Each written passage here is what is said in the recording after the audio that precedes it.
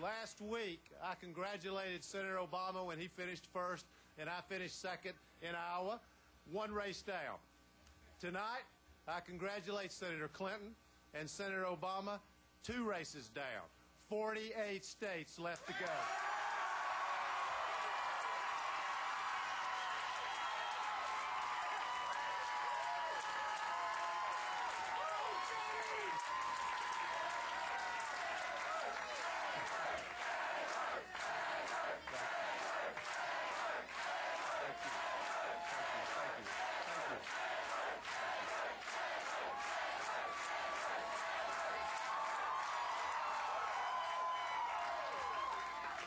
So up until now, about half of 1% of Americans have voted. 99% plus have not voted.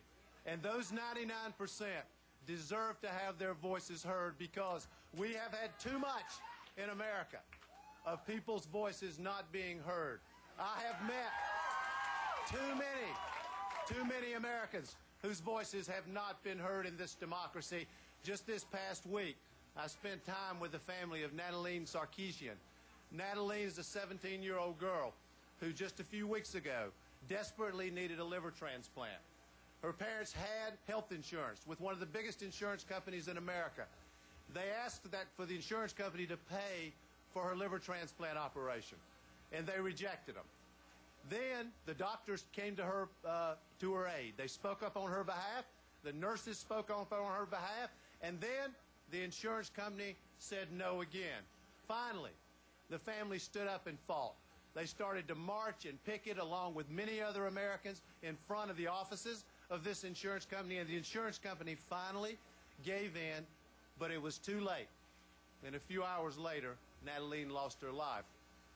A few months ago, I met a 51-year-old man in the mountains of Virginia named James Lowe.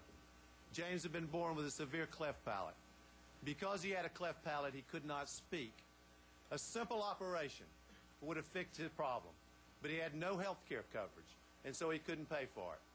Finally, someone voluntarily fixed his cleft palate, and now he can speak. The problem is they fixed it when he was 50 years old. James Lowe lived for 50 years in the United States of America, not able to speak because he had no health care coverage. Tonight, a man or a woman whose name is unknown, who served this country patriotically and wore the uniform of the United States of America, will go to sleep under a bridge or on a grate, homeless. We've had too many Americans whose voices have not been heard in this democracy. That's what this battle is about. It is not about me. It is about the cause of giving voice to all those whose voices are not being heard in this democracy.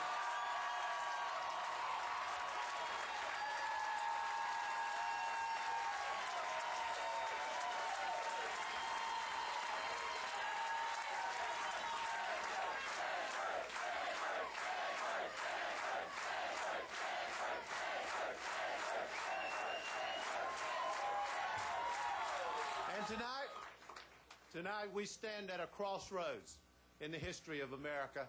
It is not that we don't know what it is we aspire to. We know exactly what we aspire to. Universal health care, attacking global warming and protecting the environment, ending poverty in the United States of America, standing up for American jobs and for the creation of American jobs. The question is not what we aspire to. The question is, how do we get there? What will it take? 4 years ago, I spoke a great deal about the need for hope and inspiration in America.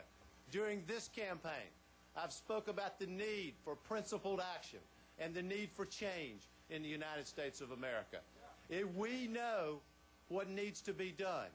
The only question is whether we have the backbone and the will and the determination to go there. And here's what I have to say about this. Because of people like Alexis, who's a young woman who spoke to me this afternoon, who has a serious health condition, and who has made thousands and thousands of phone calls on my behalf. because of the men and women of organized labor, the carpenters, the steel workers, the service employee workers,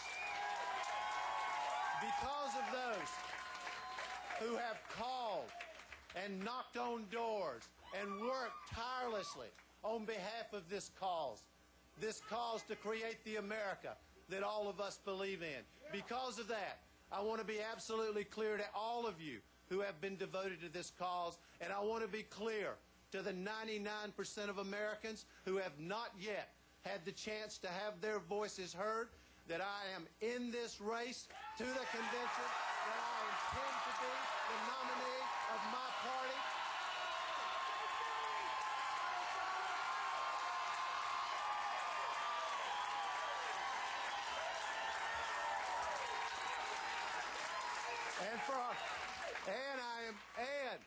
I am in this race until we have actually restored the American dream and strengthened and restored the middle class of America. And so I ask all of you here and all of you who can hear the sound of my voice, the 99% whose voices have not yet been heard in this democracy, to join us in this grassroots campaign to create the kind of America that all of us believe in. God bless you. Thank you for being here. My privilege to be with you. Thank you.